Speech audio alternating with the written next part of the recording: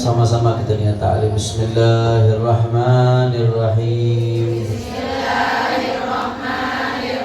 Nawaitu ta'alluma wa ta'lima wa tadhakkura wa tadhkira wa naf'a wal intifa'a wal ifadata wal istifadata والحث على التمسك بكتاب الله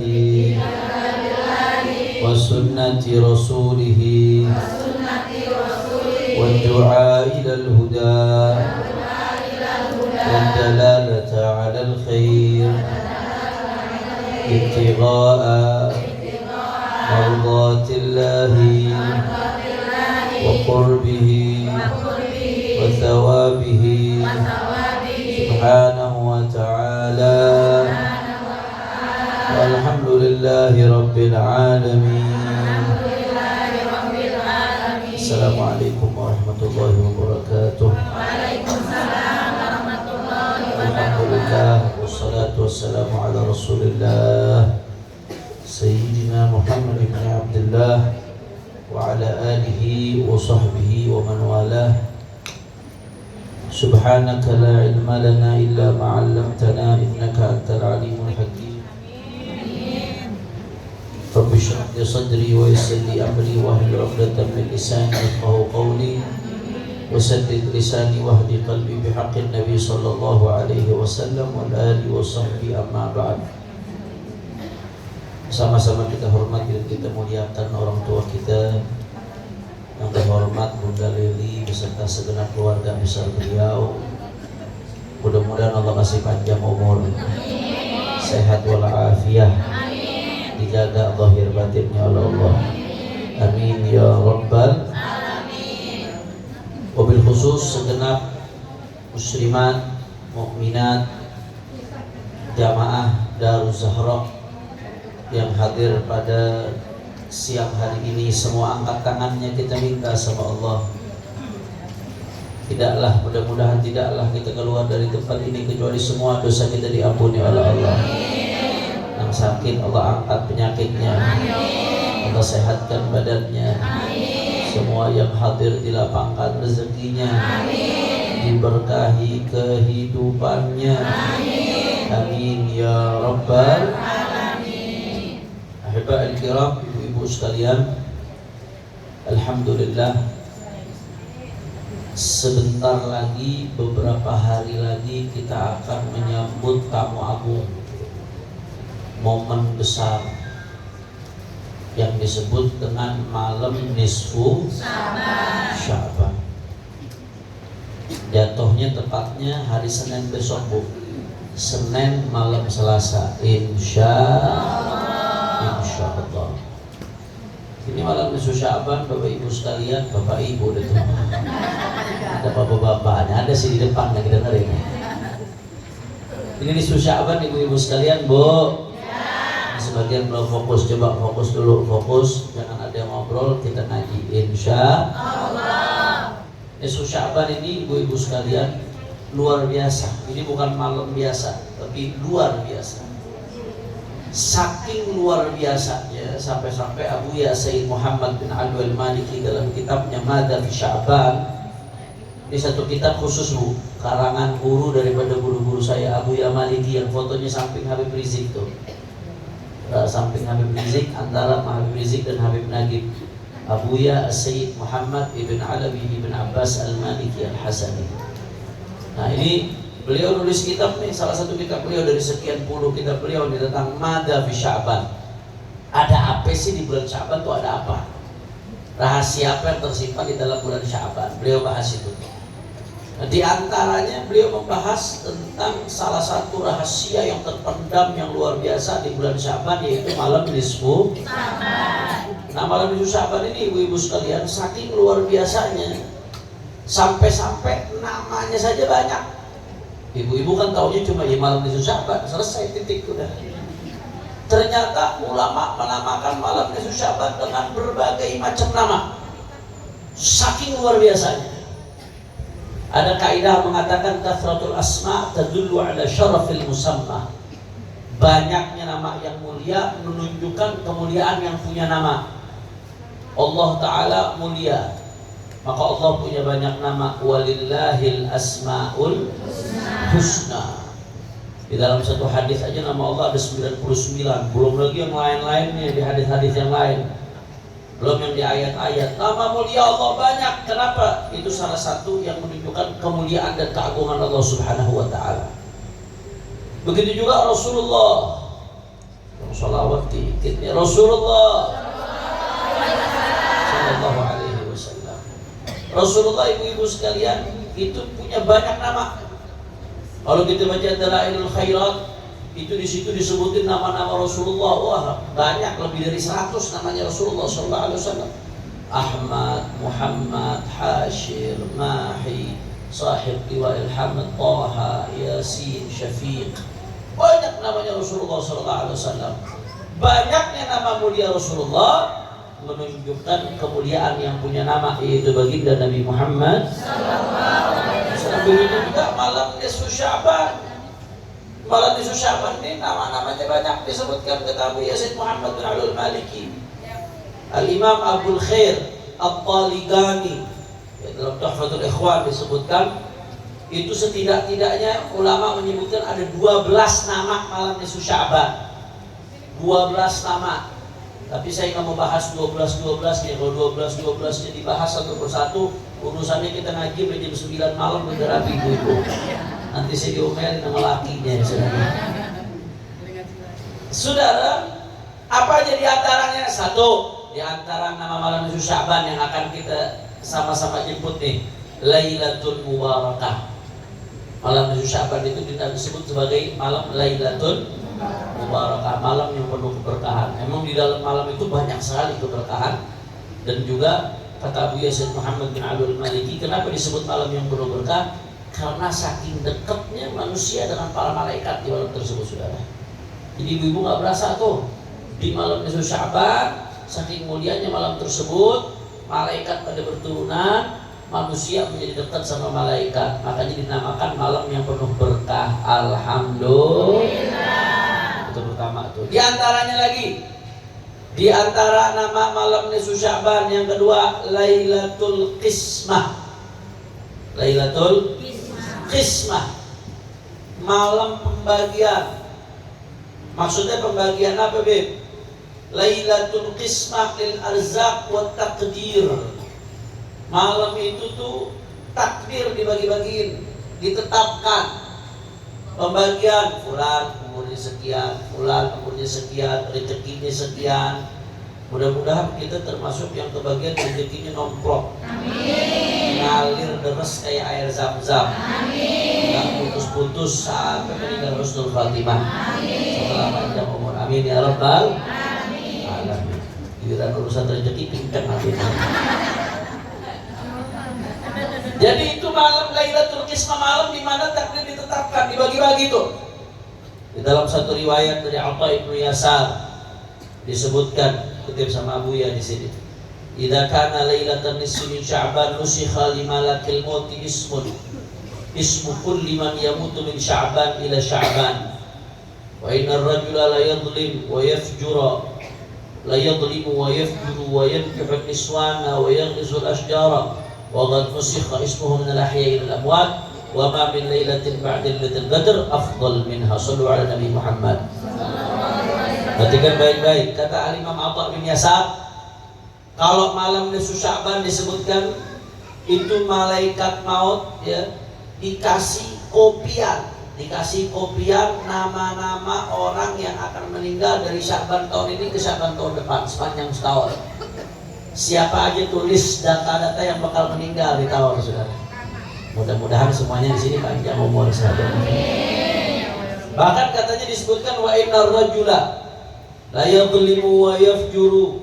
Seseorang kadang-kadang nggak berasa dirinya masih ngezalimin orang, masih berbuat dosa, masih kawin sono sini, buat yang laki-laki deh, masih nanem, tanpa dia sadar, waqad nusikha ismuhum min al-ahya'i ilal amwat, ternyata nama dia sudah masuk dalam list orang yang bakal meninggal di tahun saudara. Jadi list siapa yang bakal meninggal tahun ini ditetapkan di malam nisfu Sya'ban. Main ibu-ibu sekalian. Makanya wa ma min lailatin ba'da lailatul qadri afdal minha. Sepanjang tahun tuh malam yang paling afdal malam Lailatul Qadar. Itu malam paling afdal. Cuman kan Lailatul Qadar enggak ketahuan jatuhnya tanggal berapa. Enggak ketahuan, rahasia, misteri supaya kita ibadahnya sepanjang bulan tuh semangat terus. Nomor 1 peringkat pertama malam paling afdal malam Lailatul Qadar. Tapi setelah Lailatul Qadar, malam yang paling afdal adalah malam nisfu Sya'ban. Cuman yang membedakan, kalau malam Lailatul Qadar nggak ketahuan, malam nisfu Sya'ban ketahuan di depan mata. Alhamdulillah. Jadi nggak ada alasan tuh kita buat nggak hidupin malam nisfu Sya'ban, ketahuan. Ini malam paling afdal setelah Lailatul Qadar, terus kita nggak abaikan, kita abaikan aja, kita nggak hidupkan, kita sendiri yang rugi. A'udzubillah min. La ilaha illallah. Kemudian disebutkan bahwasanya tuqtaul ajar min Sya'ban la Sya'ban. Kemudian disebutkan Allah yaqdil aghdiyata kullaha lailatul nisfi min Sya'ban wa yusallimu ila ababiha lailatul qadar. Ya, semua godok-godoknya Allah Subhanahu wa taala, ketetapan Allah diputuskan di malam nisfu Sya'ban.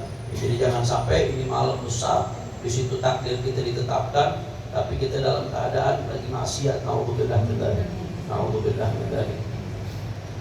Jadi yang kedua tadi namanya apa? Yang kedua Lailatul Qismah. Di antara nama malam nisfu Sya'ban lagi ada Lailatul Ijabah. Lailatul Ijabah. Malam di mana doa-doa dikabul oleh Allah Subhanahu wa taala. Di dalam satu riwayat dari Sayyidina Abdullah bin Umar radhiyallahu anhuma, khamsu layalin la yuraddu fihinna ad-du'a. Kata Sayyidina Abdullah bin Umar, ada 5 malam yang mana di 5 malam tersebut doa-doa enggak ditolak oleh Allah Subhanahu wa taala. Saya mau tanya sama ibu-ibu sekalian, Bu. Ya. Bu. Ya. Punya hajat enggak? Punya. Punya harapan? Punya. Punya keinginan? Punya. Maka ini malam diobrak. Siapa yang punya hajat, yang punya harapan, yang punya keinginan, ada 5 malam kata Sayyidina Abdullah bin Umar. Doa-doa di dalamnya enggak ditolak oleh Allah Subhanahu wa taala. Salah satunya diantaranya malam nisfu Sya'ban. Makanya jangan disia-siain ya. Yang punya hajat, ya di-list, hajatnya di-list. Minta sama Allah Subhanahu wa taala. Sebesar apapun hajat kita, Allah Maha besar. Kalau udah Allah berkehendak, kecil, enggak ada yang susah bagi Allah Subhanahu wa taala. Apalagi ibu-ibu sekalian, kalau cara kita minta sama Allah di malam nisfu Sya'ban, ngikutin cara yang diajarin sama ulama. Bagaimana cara yang diajarin sama ulama? Ulama-ulama kita ngajarin kalau malam nisfu Sya'ban, habis sholat maghrib berjamaah baca Yasin. Berapa kali? 3 kali baca Yasin. Nanti di setiap baca Yasin niatin, yang pertama baca Yasin dengan niat minta sama Allah biar panjang umur, sehat walafiat. Baca Yasin yang kedua diniatin minta sama Allah supaya dikuatkan iman, hingga daripada husnul khatimah. Baca Yasin yang ketiga niatkan supaya hajat-hajat dikabul, supaya murah rezeki, barokah rezekinya. Itu minta sama Allah. Ini lebih dahsyat lagi. Ada yang nanya sama saya, Habib, kok pakai baca Yasin 3 kali, mau doa aja ribet banget. Emang Nabi malam nisfu Sya'ban baca Yasin 3 kali? Emangnya para sahabat malam nisfu Sya'ban baca Yasin 3 kali? Ini kenapa Habib ngajarin baca Yasin 3 kali nisfu Sya'ban? Bid'ah nih. Kalau bid'ah sesat berarti nih. Kalau sesat masuk neraka, gara-gara baca Yasin masuk neraka. Nah, sudah, perhatikan baik-baik ibu-ibu sekalian, Bu. Ya. Bu. Ya. Ada satu jenis tawassul, namanya tawassul bil a'malis shalihah. Mungkin saya sudah pernah jelasin di sini. Tawassul minta kepada Allah dengan keberkahan amal soleh. Ini model tawassul yang begini, jangankan kita ya, ulama-ulama Wahabi aja nggak bisa nolak. yang hobi ngebit-abit ayat maulid, hobi ngebit-abit ayat tawassul. Tapi kalau babnya tawassul dengan amal soleh, minta kepada Allah dengan berkat satu amal soleh yang kita lakukan. Itu salah satu tawassul yang mujarab manjur, saudara. Kenapa? Karena langsung diceritakan dalam hadisnya baginda Nabi Muhammad SAW. Saya pernah cerita hadis tentang 3 orang yang terjebak dalam gua. Ingat ya ibu-ibu sekalian? Sebagian ingat, sebagian enggak. Saya ceritain lagi. Itu hadisnya sahih. 3 orang terjebak di dalam gua. Yang ceritainnya Rasulullah SAW. Kata Rasulullah, 3 orang itu terjebak dalam gua. Saya ceritakan secara singkat saja. Akhirnya yang pertama, anak ini merupakan anak yang berbakti sama orang tua. Dia baktinya luar biasa sama orang tua. Bahkan kalau orang tuanya belum makan, dia pesan keluarga nggak makan. Saking dia hormat sama orang tuanya, luar biasa. Akhirnya diminta Allah, ya Allah ya Rabb, berkat bakti aku kepada kedua orang tua, berikan kami kelapangan ya Allah ya Rabb. Dibuka tuh sedikit tuh, batu yang nutup goanya kebuka sedikit. Tapi belum bisa keluar. Yang kedua minta lagi ya Allah ya Rabb. Yang kedua ini pernah sudah hampir berzina dengan perempuan yang dia suka. Ada satu perempuan, dia suka betul sama perempuan tersebut. Suatu saat dia ada dalam posisi yang dia tinggal berzina doang sama perempuan. Udah gak ada batasan apa-apa. Tapi dia nahan diri karena takut sama Allah Subhanahu wa ta'ala. Ninggalin maksiat itu amal ibadah besar. Ninggalin maksiat itu pahalanya bisa lebih besar dari ibadah biasa. Ninggalin maksiat, gak main-main pahalanya itu. Dia minta ya Allah ya Rabb, berkat aku pernah tinggalkan zina, berikan sedikit kelapangan ya Allah ya Allah. Akhirnya kebuka lagi sedikit, cuman masih belum bisa keluar. Yang ketiga orang amanah. Yang ketiga orang yang amanah. Ya pernah ada orang yang kerja sama dia, kemudian upahnya belum sempat diambil, upahnya dalam bentuk kambing kalau nggak salah. Akhirnya kambing itu dirawat beranak pinak sampai jadi peternakan, banyak kambingnya. Setelah sekian lama udah dirawat, udah diternak, yang punya baru datang. Begitu datang diserahin semuanya, nggak pakai diminta sedikit pun. Kalau kita kan kagak, lu mana aja. Gua udah ternak begini banyak, lu baru datang. Emang dasar lu ya. Kalau kita kan begitu. Ini kagak. Diserahin semuanya sama dia. Diserahin semuanya, nggak berani ngomong. Dia minta ya Allah ya Rabb, berkat amalan ini berikan kami kelapangan. Akhirnya batunya bergeser lagi. Mereka bertiga bisa keluar dari gua. Alhamdulillah. Itu namanya tawassul bil a'mal sholihah. Tawassul dengan amal soleh. Ini salah satu cara doa yang top tier, Bu, yang manjur. Tawassul bil a'mal sholihah. Jadi minta sama Allah, kita habis apa nih? Habis melakukan amal soleh apapun, habis sholat, habis puasa, habis amal soleh apapun, habis sedekah. Setelah itu minta sama Allah ya Rabb, berkat sedekah tadi Allah ya Rabb, ya Allah ya Rabb, berkat sholat tadi Allah ya Rabb, berkat baca Quran tadi, aku hamba mohon begini. Itu namanya tawassul bil amal soleh. Itu sampai Wahabi pun nggak bisa nolak tuh tawassul itu, karena hadisnya dari hadis sahih. Ibnu Taimiyah pun ngakuin tawassul pada begitu. Yang mereka ributin tawassul dengan orang soleh, itu yang mereka ributin. Kalau kita ulama-ulama kita dan dia banyak mengatakan boleh, nggak ada masalah. Wabtaghu ilaihil wasilah, dalam Al-Quran disebutkan. Saya nggak mau bahas itu, tapi yang saya bahas ada namanya jenis tawassul bila amal soleh. Tawassul dengan amal soleh yang disepakati kebolehannya, disepakati kemanjurannya. Nah, di malam nisfu Sya'ban, udah malamnya dahsyat, diajarin sama ulama kita cara yang dahsyat. Apa? Disuruh baca Yasin dulu. Saya mau tanya ibu-ibu, Yasin bagian dari Al-Quran atau bukan?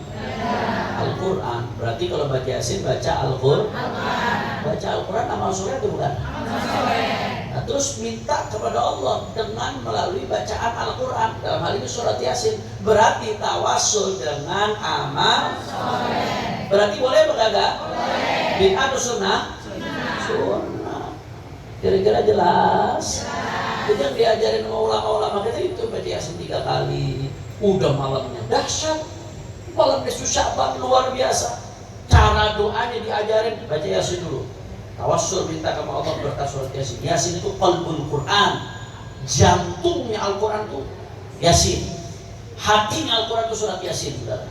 Minta sama Allah dengan berkat bacaan surat Yasin supaya dikasih panjang umur, sehat walafiat, iman kuat, husnul khatimah, murah rezeki. Alhamdulillah. Kira-kira jelas apa enggak, Ibu? Nah, makanya besok ajak suaminya, ajak anak-anaknya. Kalau bisa di masjid sekitar, hidupin di masjid sekitar, di musola sekitar. Kalau nggak bisa di rumah masing-masing. Habis maghrib lempar dulu tuh HP. Lempar dulu tuh HP. Kadang-kadang setannya HP yang bisa bikin kita nggak ngapa-ngapain. Betul apa kagak? Pengalaman masing-masing. Setannya HP, keseringan setannya HP zaman sekarang. Ya, buang dulu tuh, taruh dulu tuh HP. Lempar dulu HP-nya. Habis sholat maghrib berjamaah, baca Yasin 3 kali. Habis itu doa, minta sama Allah yang banyak. Minta, jangan bosan-bosan, minta sama Allah dengan hati yang hadir. Insya Allah semua permintaan kita dikabul Allah Subhanahu wa Ta'ala. Amin ya Rabbal. Jadi tadi nama yang ketiga apa? Lailatul Ijabah. Saya demen Ibu Darul Zahra nyatetnya teliti-teliti, masya Allah, luar biasa. Yang ketiga, yang keempat, itu ngetes, padahal lupa. Yang keempat, malam nisfu Sya'ban disebut juga Lailatul Idil Malaikah. Lailatul Idil Malaikah, bahasa Indonesianya malam hari rayanya malaikat, malam lebarannya malaikat. Itu malam nisfu Sya'ban tuh disebut malam lebarannya malaikat. Wa min asma'iha Lailatul Hayya wa Lailatul Malaikah. Kama dzakarahu Abu Abdullah At-Tahir Muhammad bin Ahmad Al-Haddadi fi kitab Uyunul Majalis. Imaqil, ada riwayat mengatakan begini, Bu. Innalil malaikati fis sama'i lailatai Id. Malaikat itu punya 2 malam Id. Sebagaimana orang umat Islam punya 2 hari Id, manusia punya 2 hari Id, malaikat punya 2 malam Id. Kalau Idnya manusia siang, pagi atau sore, hari rayanya manusia. Kalau malaikat malam. Nah, 2 malam Idnya malaikat itu kapan? Yang pertama malam nisfu Sya'ban. Itu malam Idnya malaikat. Jadi lebarannya malaikat malam nisfu Sya'ban tuh. Luar biasa. Dan yang kedua, malam lebarannya malaikat kapan? Malam Lailatul Qadar. Lailatul tanazzalul malaikatu warruhu fiha bi rabbihim min kulli amr. Nah, jadi 2 tuh, malam lebaran malaikat 2. Malam nisfu Sya'ban dan malam Lailatul Qadar. Nah, beda ya. Jadi kalau kita lebarannya siang, hari lebaran. Kalau dia lebarannya malam, malaikat lebarannya malam. Dalam keterangan di kitab ini disebutkan. La ilaha illallah. Kemudian malam nisfu Sya'ban diantara namanya yang keberapa berarti sekarang? Yang kelima, Lailatul Takfir. Lailatul Takfir, malam pengguguran dosa. Malam pengguguran dosa. Kenapa? Karena disebutkan di dalam kitab Tuhfatul Ikhwan juga dikutip oleh Abu Yazid Muhammad. Kenapa disebutkan sebagai malam pengguguran dosa? Li'annaha tukaffiru dzunubas sanah. Karena malam nisfu Sya'ban bisa menggugurkan dosa kita sepanjang tahun sebelumnya, Saudara. Menggugurkan dosa sepanjang tahun. Jadi kata ulama, ya, Lailatul nisfu Sya'ban tukaffir dzunubas sanah, wa Lailatul Jum'ah tukaffir dzunubal usbu', wa Lailatul Qadar tukaffir dzunubal umur. Ya salam. Dzakarahu Taqi Sunki fi tafsiri. Ya, jadi ada malam-malam pengguguran dosa. Malam nisfu Sya'ban menggugurkan dosa sepanjang tahun. Malam Minggu malam Jumat menggugurkan dosa seminggu, 1 pekan. Malam Jumat tuh kalau kita menghidupkan malam Jumat itu menjadi pelebur dosa kita 1 pekan, Saudara. Ada lagi yang lebih dahsyat, malam Lailatul Qadar, penggugur dosa seumur hidup, Saudara. Orang kalau udah dapat Lailatul Qadar udah bahagia seumur hidup. Mudah-mudahan di tahun kita termasuk yang dapat Lailatul Qadar, insyaallah. Jadi malam takfir itu artinya pengguguran dosa. Tadi yang keberapa itu? 5. Sekarang yang ke-6, malam Lailatul Qadar disebut Lailatul Ghufran, malam ampunan. Malam ampunan Allah. Lailatul Ghufran, malam ampunan Allah Subhanahu wa taala. Di dalam hadis riwayat Al-Imam Ibnu Hibban diriwayatkan bahwasanya yattali'ullah fi lailatin nisfi min Sya'ban ila jami'i khalqih fayaghfir li jami'i khalqih. Shallu ala Nabi Muhammad. Kata Rasulullah sallallahu alaihi wasallam, Allah taala memandang hamba-hambanya di malam nisfu Sya'ban, dan itu hamba-hamba yang dipandang oleh Allah semuanya diampunin sama Allah Subhanahu wa taala. Masya Allah, makanya disebut Lailatul Ghufran, malam ampunan. Yang keberapa itu? Yang ketujuh, Lailatul Itqin minan nar atau Lailatul Itqi minan niran, malam pembebasan dari api neraka. Malam nisfu Sya'ban, malam pembebasan dari api neraka, malam nisfu Sya'ban. Lailatul Itqi minan nar. Kenapa kau bisa dibilang begitu, Beb? Gara-gara ada hadis. Hadis riwayat Al-Imam Al-Baihaqi bahwasanya Rasulullah sallallahu alaihi wasallam bersabda, kata Rasulullah sallallahu alaihi wasallam, "Ja'ani Jibril." Malaikat Jibril datang kepada saya, kata Rasulullah. Kemudian malaikat Jibril mengatakan, "Hadhihi lailatul nisfi min Sya'ban." Kata malaikat Jibril, di malam-malam nisfu Sya'ban, walillahi ha'utaqa. Di malam nisfu Sya'ban ini ada hamba-hamba yang Allah berikan predikat bebas dari api neraka, saudara. Nggak main-main, stempel bebas dari api neraka, selamat tuh di dunia akhirat. Ada hamba-hamba yang Allah berikan predikat itu. Berapa banyak, Beb, jumlahnya, Beb? 10.000, 20.000, 100.000, 1 juta. Kata Nabi sallallahu alaihi wasallam, jumlahnya bi'adadi sya'ri ghanami kalbin. Jumlahnya sebanyak bulu yang ada di ghanami kalbin. Apa itu ghanami kalbin? Ini kalau ngaji nggak pakai guru nih ya, nggak pakai guru, buka kamus deh.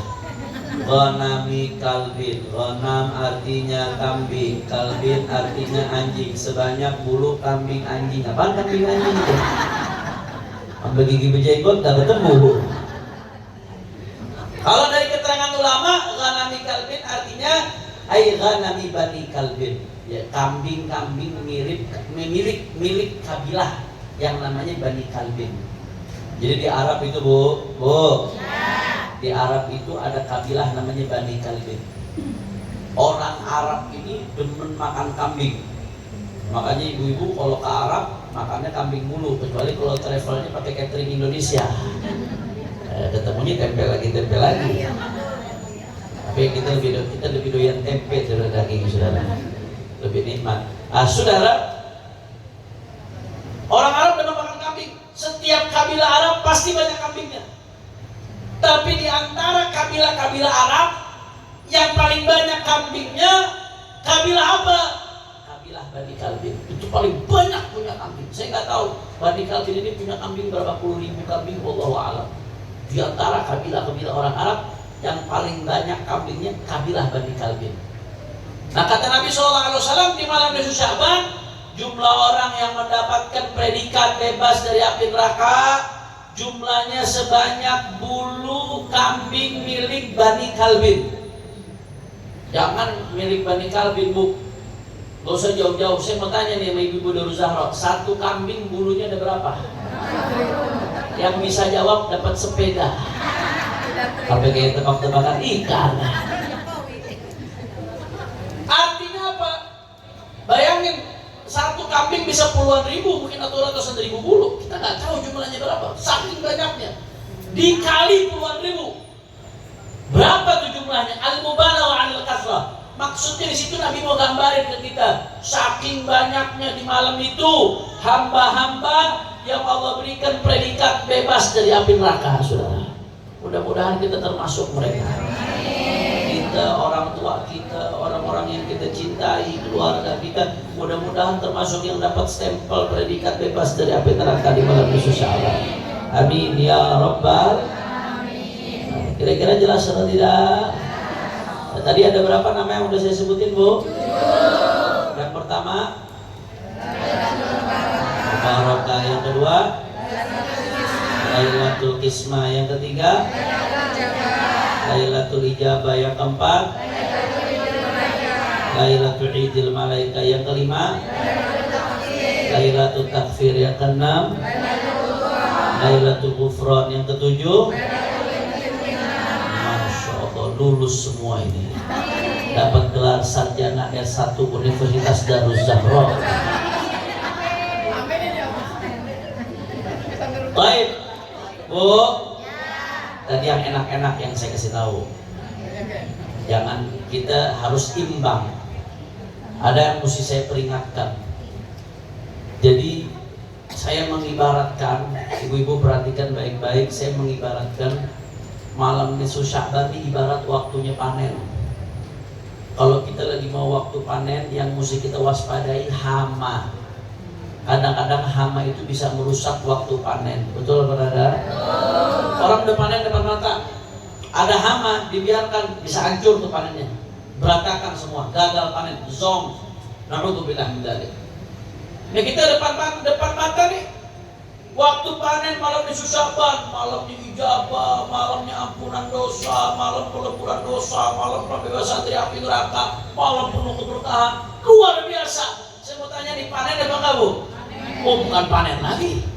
Panennya bebas dari api neraka, saudara. Yang ngomong bukan saya, yang ngomong Rasulullah Sallallahu Alaihi Wasallam.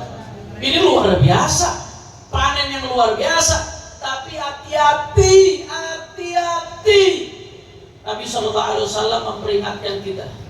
Ada beberapa hal yang manakala kita melakukan hal-hal tersebut, kita termasuk orang yang tidak akan mendapatkan keberkahan apa-apa di malam nisfu Sya'ban, saudara. Gak dapat apa-apa di malam nisfu Sya'ban. Kalau bahasa saya, hama.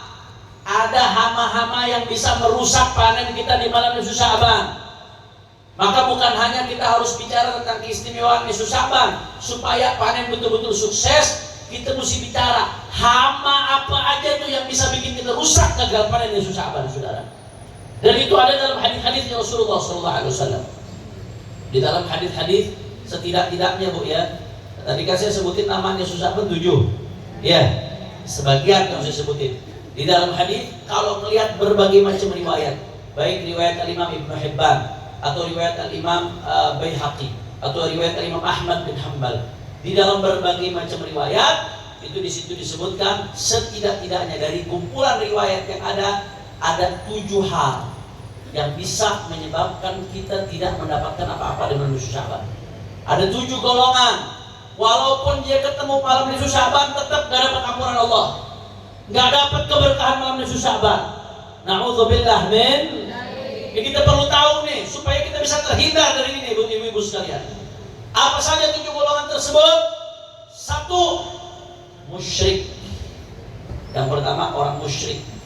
Orang kalau musyrik, percaya mendukun, bersekutu dengan setan, menyekutukan Allah, na'udzubillah min. Nah, itu termasuk yang gak akan dapat apa-apa di malam nisfu Sya'ban, na'udzubillah min dzalik. Ya, hati-hati, kadang-kadang tanpa kita terasa lagi lihat-lihat medsos, peramal lagi ngoceh main percaya aja, saudara. Lagi kalau tahun baru di TV itu ada Mama Loren lah, Mama ini lah, Mama Lemon ikut muncul, saudara. Mama-mamaan semuanya muncul. Ya, hati-hati, Bu, ya. Mudah-mudahan Allah jaga kita dari kesyirikan. Yang kedua, di antara yang Allah haramkan gak akan dapat keberkahan nisfu Sya'ban, siapa? Kata Nabi, musyahin. Musyahin. Apa itu musyahin, Habib? Kata Abu Ya Maliki, musyahin itu munafiqun, syirirun, yab'athu syiqaq wa yuqidu naral adawati bainal mutahabbin. Musyahid itu, Bu, kata Abu Ya, orang munafik, syirirun, yang bengis, yang kerjaannya ngapain? Kerjaannya yab'atsu syiqaq, menebar perpecahan, wa yuqidu naral adawati bainal mutahabbin, dan suka menyulut api perpecahan di antara orang yang saling mencintai karena Allah Subhanahu wa taala. Jadi orang lagi akur, baik-baik diadu domba. Orang lagi akur, dibentur-benturin. Ini kayak zaman sekarang nih, Bu. Ya. Kalau kita lihat di medsos, habaib sama kiai hubungannya harmonis dari zaman dulu. Indah, Sekarang di medsos ada orang yang bangun tidur melek mata langsung ngeposting buat berdomba habaib sama kiai. Yang model begitu sekarang banyak apa kagak? Banyak. Hati-hati, musyahid. Itu namanya musyahid. Bikin perpecahan di tengah umat. A'udzubillah min dzalik. Ya tobat. Yang begitu mau ketemu nisfu Sya'ban, kalau mau dapat keberkahan nisfu Sya'ban, tobat, mohon ampun sama Allah Subhanahu wa taala, jangan diulangi lagi perbuatan. Adu domba kelompok sama kelompok, dia domba ormas sama ormas, dia domba. Apalagi operasi-operasi intelijen, ya Allah, serem banget tuh intelijen yang kerjaannya bikin operasi intelijen, adu domba antara satu kelompok dengan kelompok lainnya. Naudzubillah. Kadang-kadang orang cuma gara-gara beda alma mater, beda majelis, ribut satu sama lain, dipanas-panasin, saudara. Gara-gara beda pilihan politik, dibikin ribut satu sama lain. Naudzubillah min. Naudzubillah min. Ya, jangan terlalu mahal kalau sampai kita harus nggak dapat apa-apa di waktu mulia gara-gara kita terlibat ngadu domba. Bukan hanya ngadu domba yang skalanya besar, termasuk ngadu domba yang skalanya kecil. Ya ada orang bu ngomongin di belakang orangnya, ngomongin nggak depan orangnya, di belakang orang ngomongin jelek. Disampaikan ke orang yang diomongin. Dia barusan ngomongin kamu tuh begini. Padahal dia kagak tahu awalnya. Nggak tahu awalnya. Dia ngomongin kamu tuh begini. Saya ini ngomong sama kamu karena kamu teman saya nggak terima kamu diomongin ente setan. Mau ngapain disampaikan? Gunanya apa? Kalau nggak disampaikan hati bersih, nggak jadi kesel sama orang lain. Terus gara-gara disampaikan jadi ribut akhirnya. Itu namanya namimah. Itu namimah begitu tuh. Tapi saya jujur, yang saya omongin apa adanya, nggak bohong. Ya emang jujur kalau ngadu domba. Kalau bohong namanya fitnah. Udah ngadu domba fitnah lagi saudara. Jelas apa kagak? Jadi hati ada orang ngomongin orang lain di belakang, nggak usah disampaikan. Dia urusan dia, tanggung jawabnya di hadapan Allah nanti dia urusan. Tapi kalau teman kita salah, kita tegur, kita perbaiki dia. Bukan omongan orang yang kita sampaikan ke dia sampai dia ribut sama orang lain.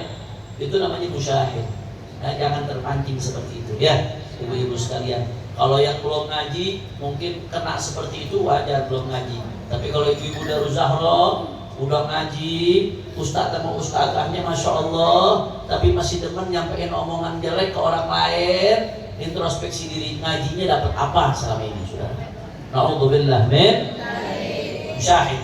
Ya, termasuk yang gak akan dapat keberkahan nisfu Sya'ban, yang gak dapat ampunan Allah di malam nisfu Sya'ban. Siapa? Musyahid. Orang yang suka membuat perpecahan di tengah di antara orang-orang yang saling mencintai karena Allah Subhanahu wa taala. Yang ketiga, di antara hama-hama atau orang-orang yang gak akan dapat ampunan Allah di malam nisfu Sya'ban. Siapa yang ketiga? Qati'ur rahim. Orang yang memutuskan tali silaturahmi. Saya udah sering nyinggung tuh qati'ur rahim. Qati'ur rahim atau tulis bahasa Indonesianya, orang yang memutuskan tali silaturahmi. Ini nggak main-main. Kadang-kadang bapak, saya ponakan sama paman nggak sering tegur. Adik sama kakak bertahun-tahun nggak tegur sapa. Yang begitu ada apa enggak? Banyak, saudara. Ipar satu sama lain, lagi tenda tegur sapa, musuhan dan seterusnya, sampai memutuskan tali silaturahmi.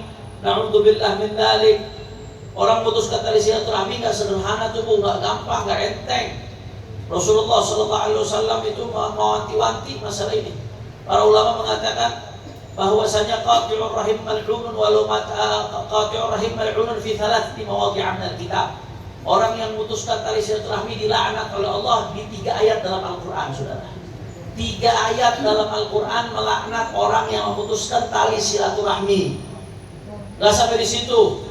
Saya mau tanya sama ibu-ibu sekalian, Bu, mau haji nggak? Mau. Mudah-mudahan bisa berangkat haji. Amin. Bu, kalau haji terus bisa masuk Ka'bah, pengen nggak? Pengen. Hebat nggak bisa masuk Ka'bah? Hebat. Masuk Ka'bah aja hebat, apalagi bisa mati dalam Ka'bah, saudara.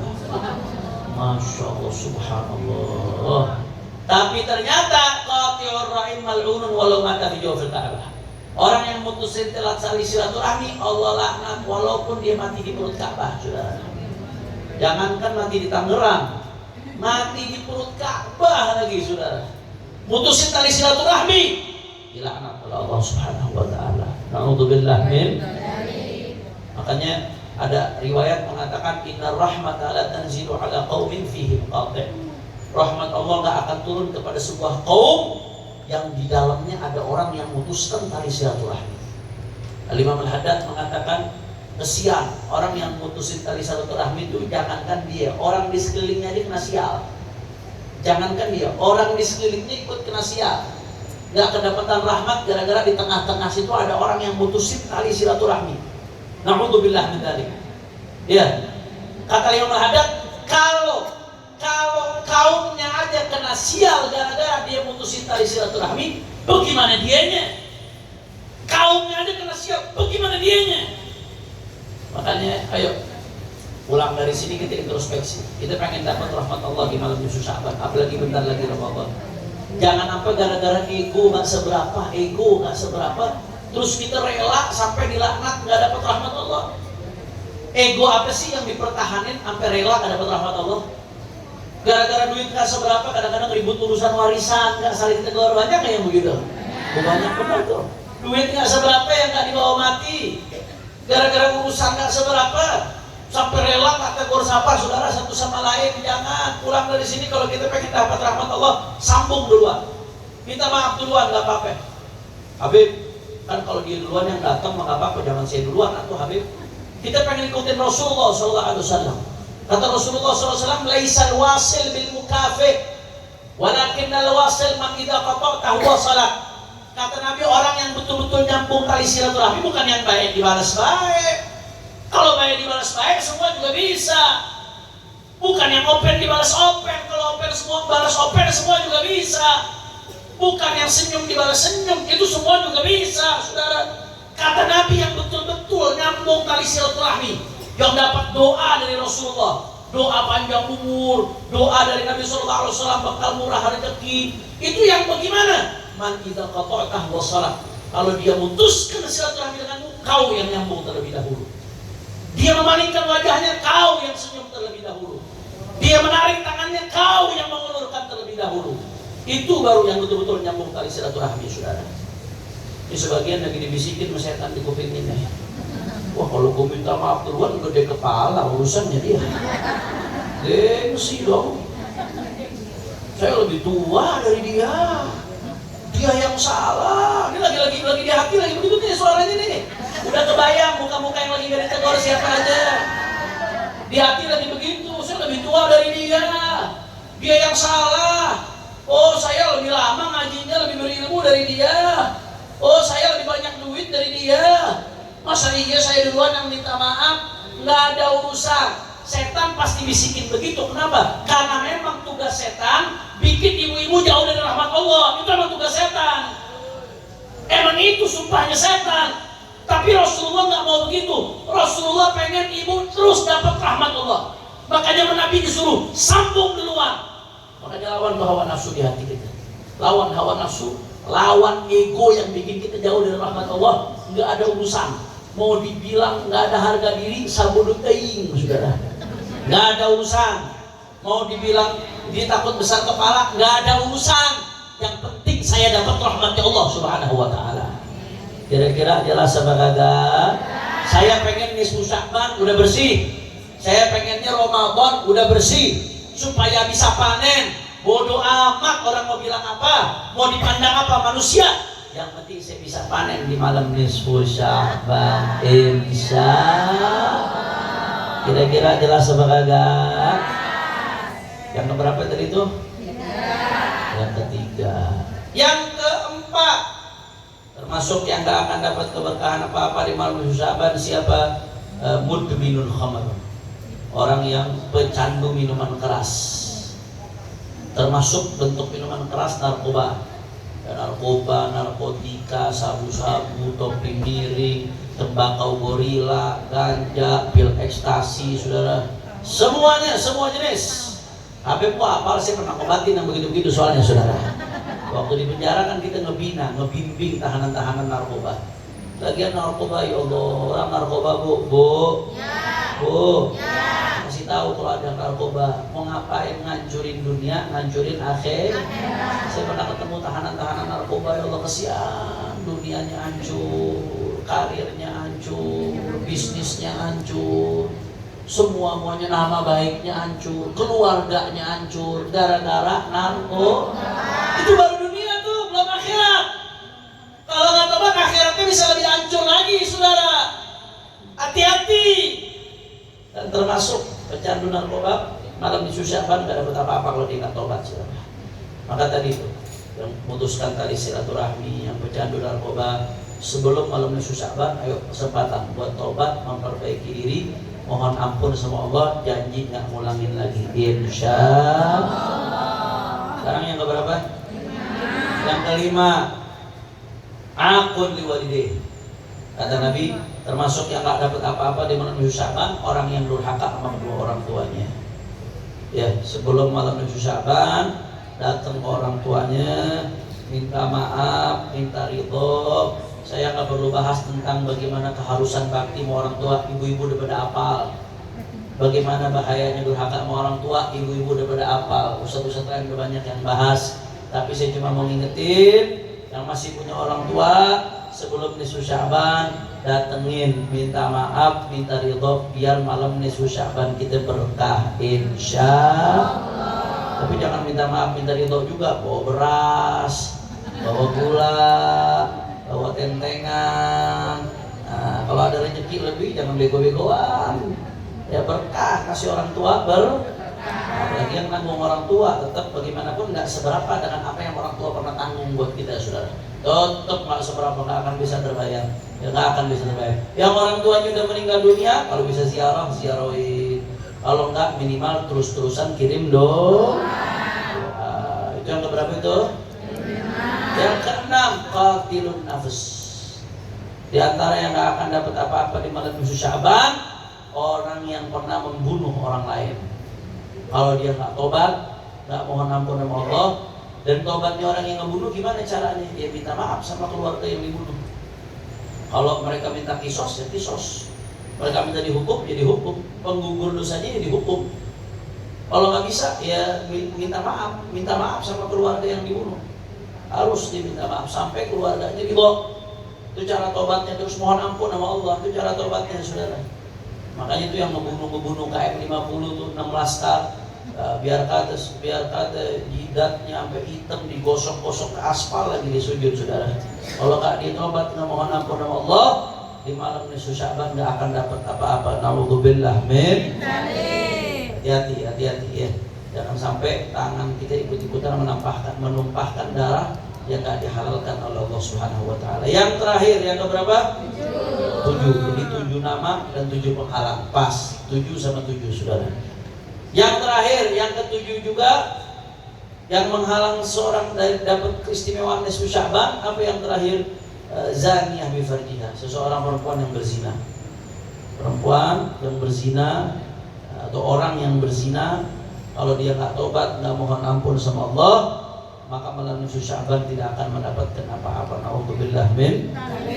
Maka ayo, saya ngomong seperti ini, Bu.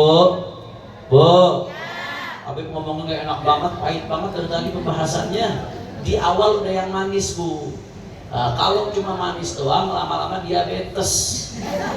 Harus diimbangin dengan yang pahit. Walaupun pahit, tapi kalau jadi obat, baik atau tidak? Baik. Jangan kadang-kadang kita nggak mau dengar yang pahit, mau dengar yang enak-enak. Jangan lupa itu sakit. Sakit itu butuh obat. Mau nawar ke dokter, dok obatnya yang manis aja ya.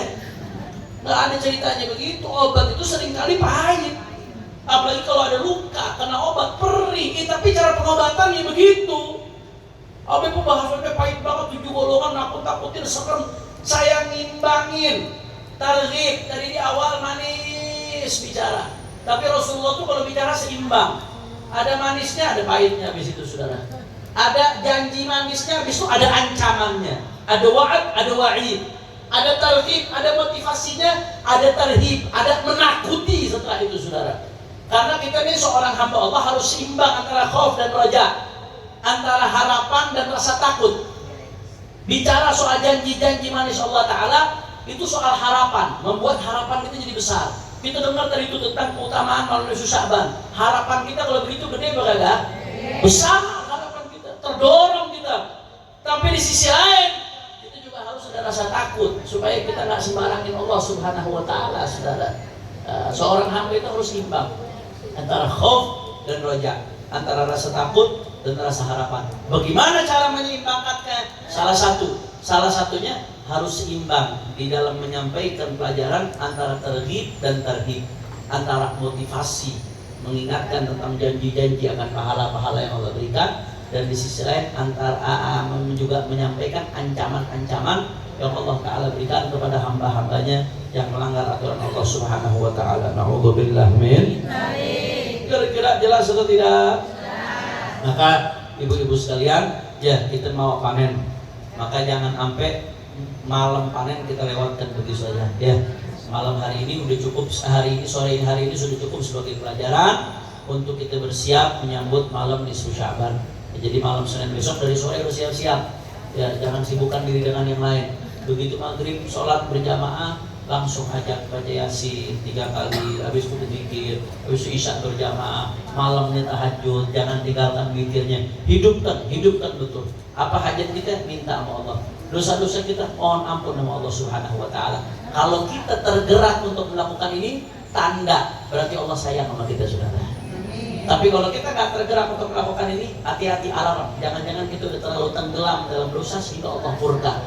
Allah nggak mengizinkan kita untuk menghidupkan waktu-waktu yang Allah pilih buat hamba-hambanya. Na'udzubillah min. Nah, jadi saya ingatkan sekali lagi, hari Senin, malam Selasa, hidupkan malam nisfu Sya'ban di rumahnya masing-masing atau di masjid musola di sekeliling rumahnya. Mudah-mudahan, insya Allah, mudah-mudahan semua kita yang hadir di sini dan keluarga kita, orang-orang kita cintai, termasuk yang dapat ampunan Allah di malam nisfu Sya'ban.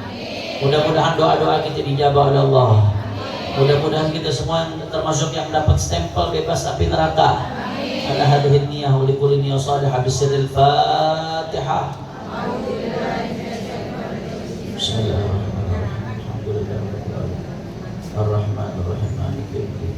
Iyyaka na'budu wa iyyaka nasta'in. Ihdinas siratal mustaqim. Siratal ladzina an'amta 'alaihim ghairil maghdubi 'alaihim waladdallin. Ayo sama-sama kita dzikrul jalalah seperti biasa. Tapi sebelumnya saya mau minta barokah Fatihah dulu. Tadi saya kemarin ini harusnya dari Megamendung ngajar. Nah, pertemuan terakhir hari ini di ujung semester. Tapi akhirnya saya hari ini nggak ngajar ke Megamendung karena tadi paman saudara dari ibunya Al-Habib Rizik meninggal dunia tadi semalam. Tadi saya ngubur, kebetulan nguburnya di Tangerang jadi searah. Alhamdulillah di Tangerang, di Babakan, di Tangerang kota.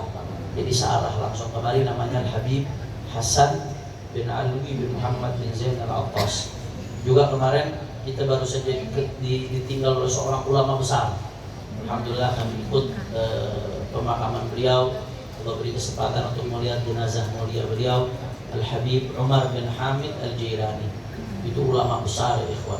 Beliau aslinya dari Hadramut tapi lama tinggal di Mekah, jadi mufti mazhab Syafi'i di Mekah.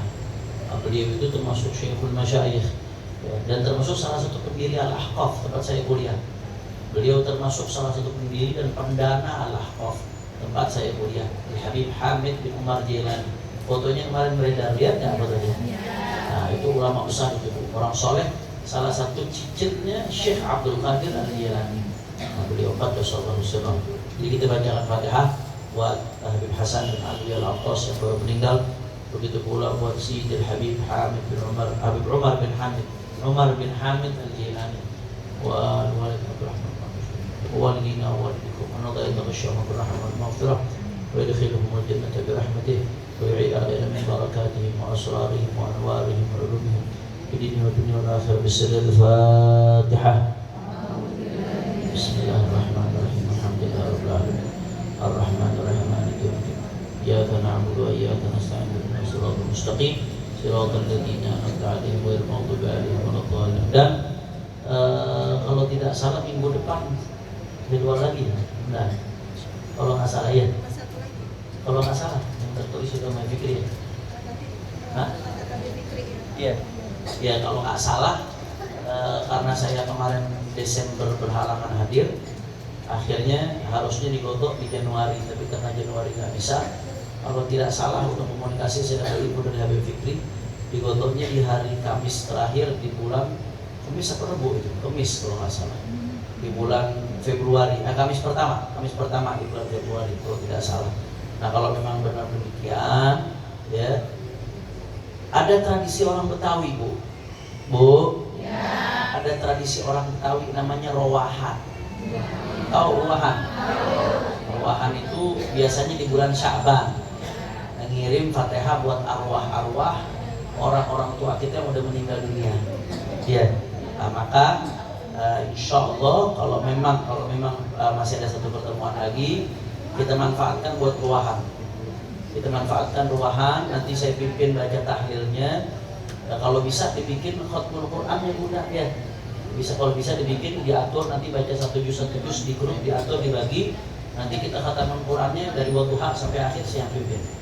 Kemudian kita baca tahlil, kita hadiahkan pahalanya buat orang-orang tua kita yang udah meninggal dunia, biar mereka girang. Insya Allah. Nanti saya jelaskan, ada kitabnya Abuya Maliki tentang sampainya pahala kepada mayit. Tentang sampainya pahala kepada mayit, bagaimana girangnya mereka ketika dikirimkan pahala seperti itu. Usul thawab dan mayit. Nah, nanti insya Allah kita bahas sambil kita bahas hal-hal yang perlu dipersiapkan menjelang Ramadan. Insya Allah. Kita sama-sama tutup dengan talqin dzikir. Qala sallallahu alaihi wasallam, afdal ma qultu ana wan nabiyyuna min qabli, la ilaha illallah Muhammadur Rasulullah, la ilaha illallah Muhammadur Rasulullah, la ilaha illallah Muhammadur Rasulullah sallallahu alaihi wasallam, la ilaha illallah, la ilaha illallah, la ilaha illallah, la ilaha illallah, la ilaha illallah, Allah Allah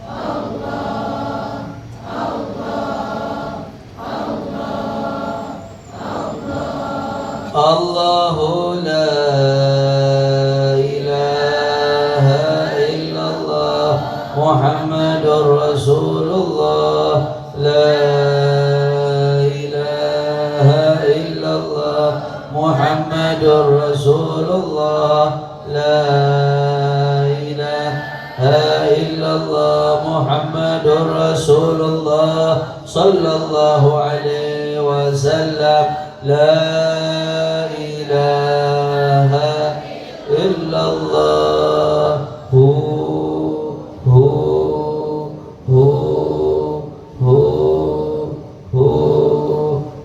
kalimatu haqqin 'alaiha nahya wa 'alaina na'udzu biha nab'atsu insyaallah ta'ala minal aminin birahmatika ya arhamar rahimin, birahmatika ya arhamar rahimin, ya arhamar rahimin. Allahumma barik lahum lana fi ma baqiya min sya'ban wa balighna ramadan wa 'inna 'ala as-siyam wal qiyam wa hafidhna min al-atham ya rabbal alamin. Sallallahu alaihi wasallam Muhammadin wa ala sahbihi wasallam, alhamdulillahi rabbil alamin. Ini saja yang saya sampaikan. Mudah-mudahan yang sedikit yang saya sampaikan ini bisa bermanfaat.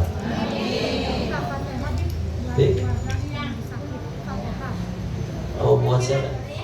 Baba Anisma binti Idrus Asgaf sama Baba Anissa binti Jaidin Ahmad Jaidin bin Yahya. Baik, kita bacakan Fatihah sekali lagi buat yang sakit. Ada Baba Aminah Asgaf, Baba Anissa bin Yahya. dan semua yang sakit mudah-mudahan Allah kasih sehat walafiat. Ya sanak family kita di akhiran wa batinan ala hadhihi al-Fatihah. Bismillahirrahmanirrahim. Ar-Rahmanir-Rahim. Maliki yaumiddin. Iyyaka na'budu wa iyyaka nasta'in. Ihdinas siratal mustaqim.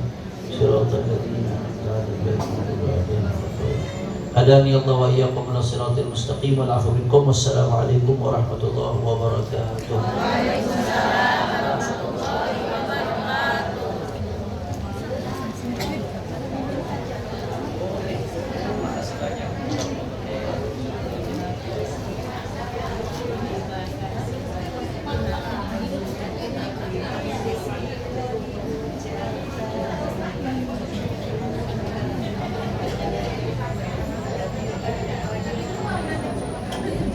Ya Rabbana